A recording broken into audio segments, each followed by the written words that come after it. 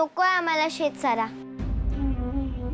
सारी परिस्थिती कळली आम्हाला काका. तुम्ही काळजी करू नका.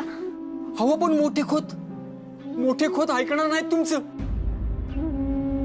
सदाशिवरावांनाही जबरदस्ती नाही करता येत, पण त्यांनी त्यांचं कर्तव्य केलं. आता नशिबात जे असेल ते होईल. आम्हाला सारा चुकवायचा बी नाही, पण आम्ही तो देऊ बी शकत नाही. ही वस्तुस्थिती आहे. जे करायचंय ते तुम्ही करा, पण आमच्या पायी मोठ्या खोतांची बोलणी नकत. नाही काका, सारा तर माफ होईलच, पण त्र्यंबक आजोबा तुम्हाला ही गावाला मदतही करतील. हा शब्द आहे माझा.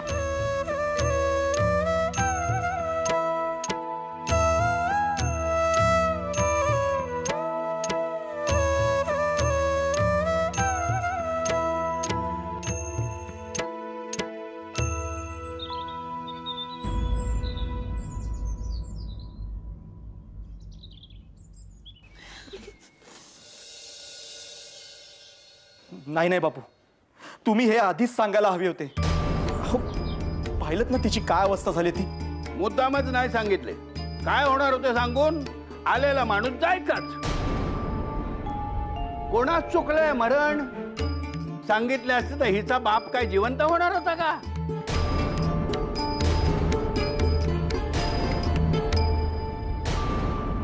डोक्यावर बयोचे लग्न होते, घरात शुभकार्याची बोलणी चालू असताना हे सुतक अंगावर ओढून घ्यायचं होतं का? एक लक्षात घ्या, दृष्टी आड सृष्टी. कळले नाही तर सुतक लागत नाही.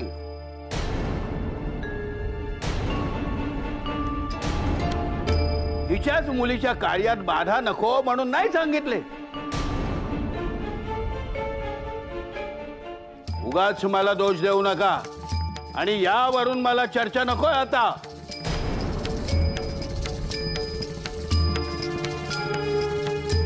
राधे, राधे उठ न ग.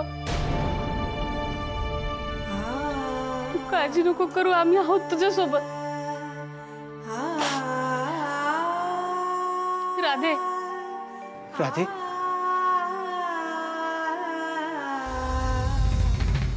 छे ये अरे कुठं गेला हा? मेथीची भाजी चिरायची होती, भाजी करायची होती. आला, ये इकडे ये पहिले. अजिबात येऊ नका, मी काय ते बघते. ही काही बघत नाही, तू ये इकडं. अजिबात येऊ नका. मऊ लागलं म्हणून कोपराने खणायचं. कोण? तू आणि तुझा नवरा मऊ. तुम्ही दोघंही दगडात दगड. दुसऱ्याच्या डोक्यात पडलात ना तर टाळकी फोडाल.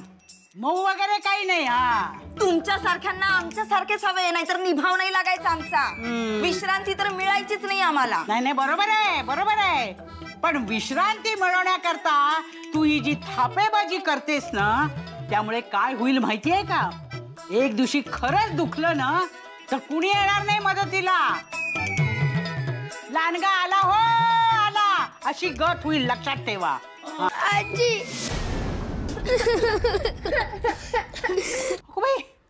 काय झालं? काय झालं रडायला? उगी रडू नका. आईला ताप आलाय. आई बेशुद्ध पडलीये. कारण आमची आजी देवाघरी गेली.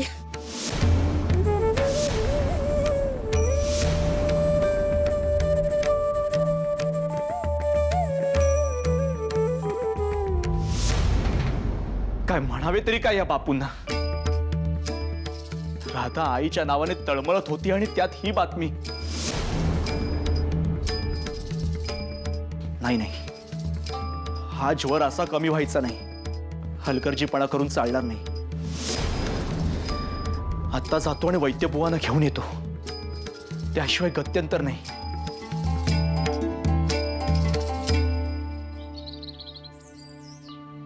चला निघूया. तुम्ही अजून त्याच विचारात आहात.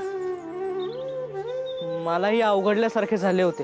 खरोखरच आप्पा आणि आजोबांच्या भीतीने मी जप्तीची गोष्ट केली, पण भयंकर वाटत होते मनात. दया येत होती, पण मी कायम नालायकच सिद्ध झालोय म्हणून घाबरून आवेश एकवटून मी पाटील काकांना सांगत होतो की शेतसारा द्यावाच लागेल. यावेळी ठरवले होते मी की दुसरा कसलाही विचार करायचा नाही. शेतसारा हवा म्हणजे हवाच, त्यावरच लक्ष केंद्रित करायचे. आणि उसने अवसान आणून का होईना, पण मी ते केले.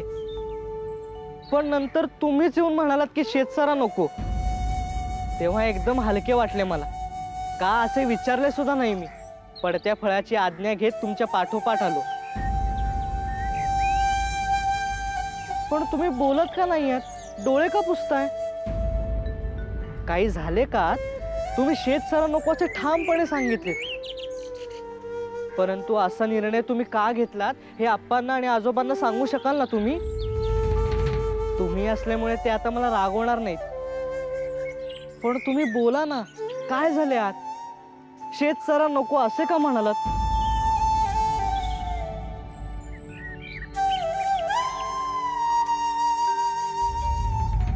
परमेश्वरा, काय झाले रे हे? ऐक, कसं सहन करशील राधे? या वैद्यभ.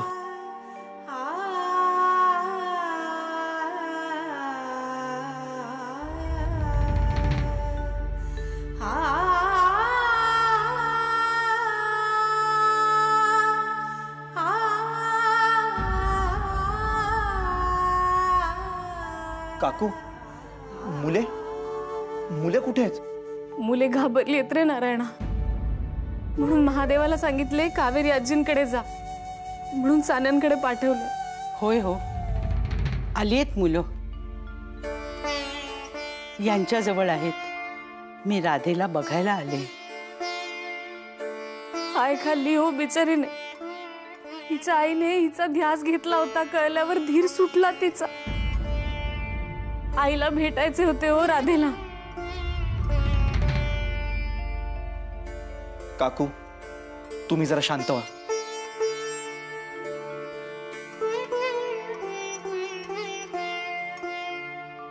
वैद्यव, कशी आहे राधा? नारायणराव, हाय खाल्ली आहे राधेने.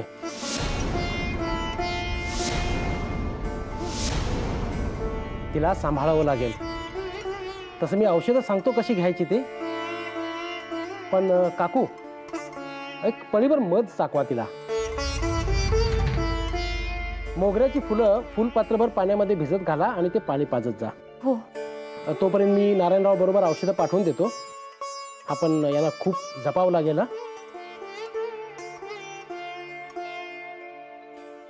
चला नारायणराव.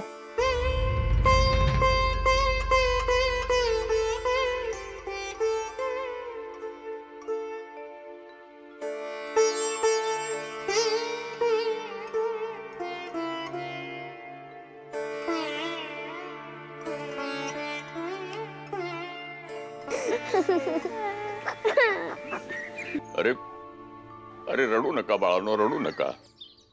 शहाणी मुलं ना तुम्ही. मग शहाणी मुलं अशी रडतात का? सकू सकू, अगं शूरवीर ना तू, रडू नको बरे. होईल हो, आई बरी होईल, काळजी नको करूस. अगं तुम्ही आजारी पडलात तर औषध घेतल्यानंतर होता ना बरे? हा, होता ना? मग मग तुमची आई सुद्धा बरी होणार. मी तुम्हाला एक गोष्ट सांगू का? तर काय करावं? लाडू हवाय का तुम्हाला? लाडू देऊ का? नको.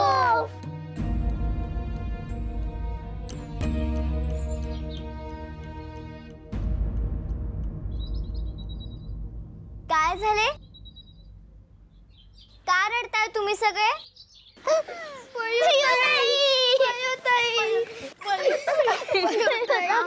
काय झाले?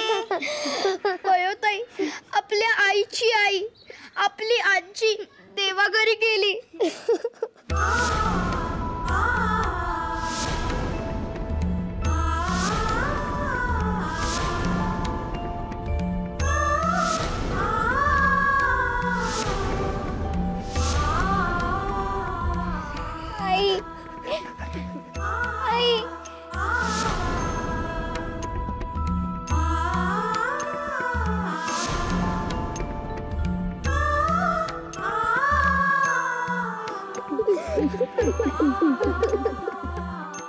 सदाशिवा,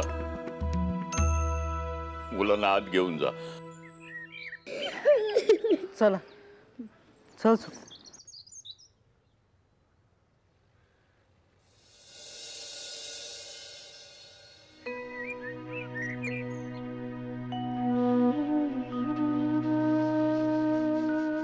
सुभद्रे, तुपावर कण्या भाजून मौसर कण्हेरी देहो तिला. पोट रिकामे नको राहायला. ताकद कशी ती नाहीये तिच्या अंगात. आणि लिंबाचे जुने मुरीव लोणचे पाठवते हो नंतर, तेही देऊलीचे. आणि मुख्य म्हणजे सतत धीर देत राहा. त्याची जास्त गरज आहे तिला. आई, आई, आई,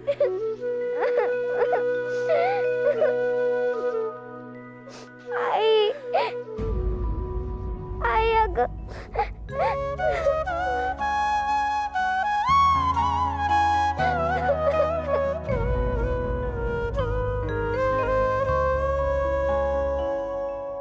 श्याम शब्द भासेरिता तिच्या वाचुनी. आई शब्द जोडताच अर्थ ये मनी. माया तिची ओथंबली दिसे डोळ्यात. ममतेचा दीप आई तेवे उंबऱ्यात.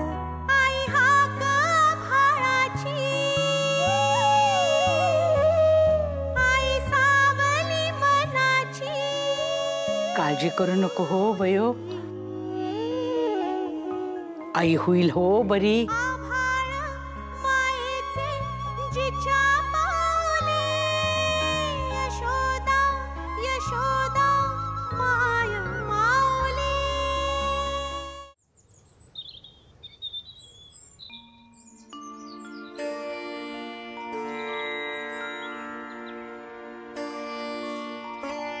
सदा झोपली मुलं?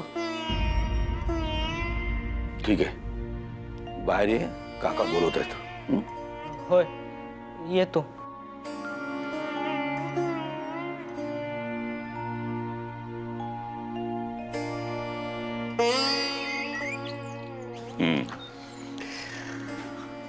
खूप वाईट झाले. आई आणि वडील गेल्याची एकाच वेळेला बातमी. राधेला खूप त्रास झाला असणार. पण वडील गेल्याचे जोशांनी शंकर बापूंना सांगितले होते हो काका. आता त्यांनी राधा बहिणीने ही गोष्ट सांगू नये हे काही योग्य नव्हे. योग्य नव्हे म्हणजे काय? तो काय सरळ माणूस आहे का शंकर? अरे दुर्वास तो. आरडा ओरडा मोठा. नुसताच आरडा ओरडा, आतून घाबरट रे तो. दुसऱ्याला त्रास देण्यात आनंद वाटतो त्यास. ही बातमी त्यांनी राधेपासून दडवून ठेवली. त्रास मात्र राधेला होतोय. आपल्याला सांत्वनास जावं लागेल ना. तिची तब्येत जरा बरी झाली की मग जाऊ. बरोबर. त्र्यंबक आजोबा बोलवले. पाटलांकडून वसुली झाली. शेतसारा झाला वसूल. ते मी त्यांच्याशी बोललो. अरे बोलणे काय चाटायचे? रुपये कुठे आहेत? रुपये.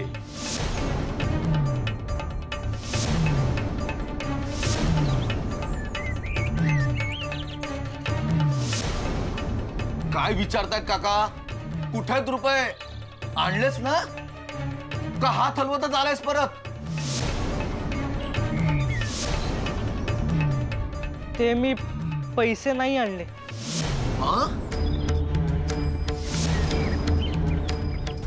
का नाही आणलेस? अरे बजावले होते ना तुला. मग ते यशोदाला सांगितलं. मला माहित नाही. माहित नाही? माहित नाही म्हणतो शुंभ. आणि तू होतास ना तिकडे का बुजगावणं म्हणून गेला होता नुसता? अरे बोल ना, यशोदेला काय विचार? अरे मुक्त्यार कोण, तू का ती? तू काय करत होतास तिकडे? का पक्षाचे पिसे मोजीत होतास? बोल ना शोभा.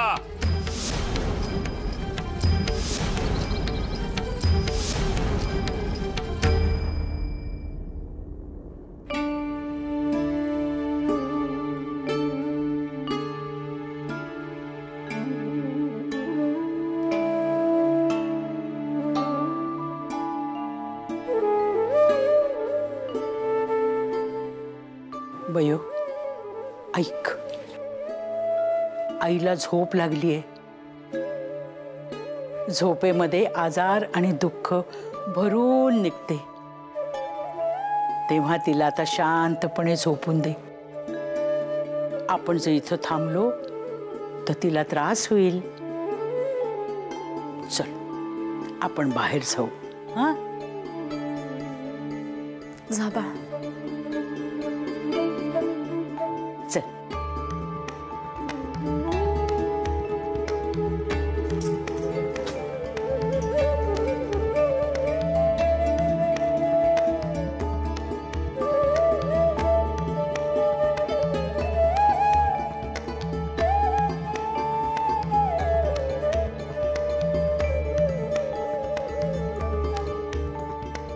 सुभद्रे, येते हो मी. लक्ष द्या.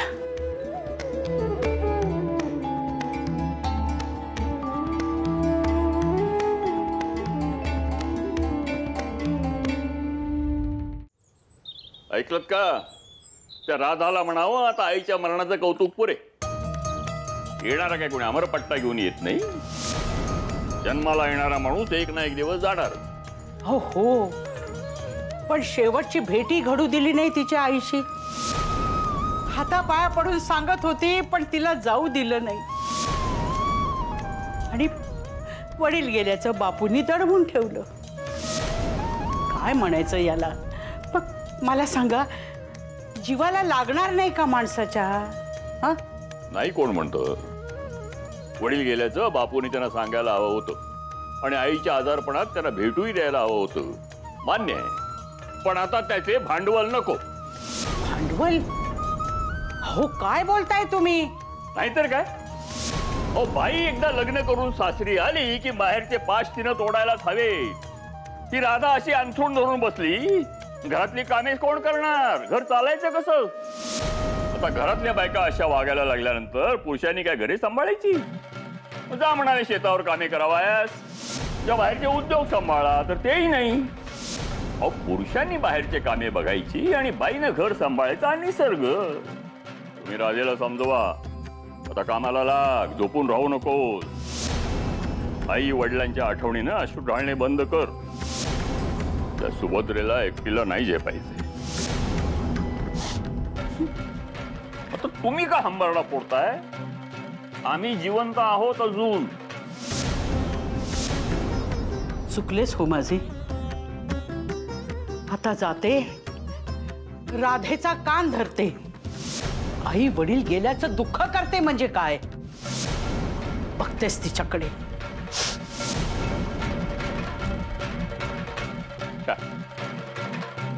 बायका म्हणजे डोक्याला ताप आहे नुसता. असो नारायणा, आता त्या सदाला ओरडून काही उपयोग नाही. फार कोडगा झालाय तो. तो परिस्थितीचा विचार करून त्याला यशोदेच्या दावणीलाच बांधायला हवा. जी काही कामे आहेत ती यशोदेला सांगायची. ती बरोबर करून घेईल त्याच्याकडून. पोर लहान आहे, पण समज मोठ्यांची आहे. आणि आपला सदा त्या यशोदेच्या नखाजवळही नाही.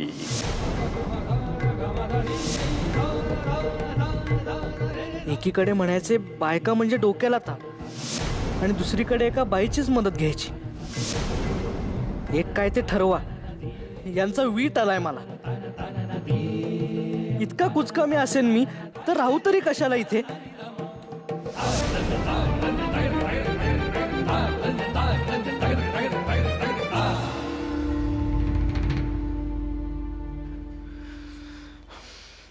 बयो, मला तुमच्याशी नाही बोलायचंय. मी कधीच नाही बोलणार तुमच्याशी.